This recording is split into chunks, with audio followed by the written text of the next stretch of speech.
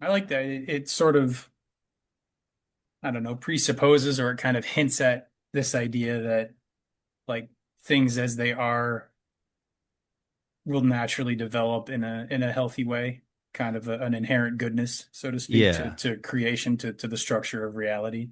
Yeah, that's right. That's cool. That's cool. I definitely agree with that myself. I think if we ask ourselves those kinds of questions, like, is nature is our nature, human nature, the nature of the world, is it inherently good or inherently bad? Um, you don't always have to ask yourself that question, but when you do, you kind of have to choose good, or it's very sort of hopeless. If the nature of the world is inherently evil, then even if you try to do good, you're always struggling. You're always sort of trying to make up for something. And I think there's something unnatural about that because if you're always trying to make up for something, you can't ever just rest and be, which seems like a lot of spiritual practices kind of encourage us, whether it's prayer, whether it's, sort of a mystic Christianity, or Buddhism, obviously Buddhism, meditation.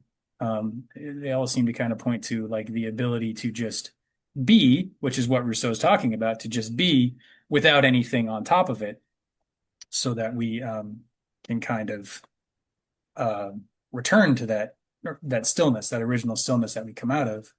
Um, so yeah, that's pretty cool. I don't know. I don't know how much he dives into the Buddhist tropes, but it lines up with Buddhism pretty nicely to me from what you're saying. Yeah, yeah. I'm reading. I mean, reading this book, Emil. I think it reminds me of Eastern philosophy and Buddhism a lot. Like one thing he says is that most of the important virtues are negative.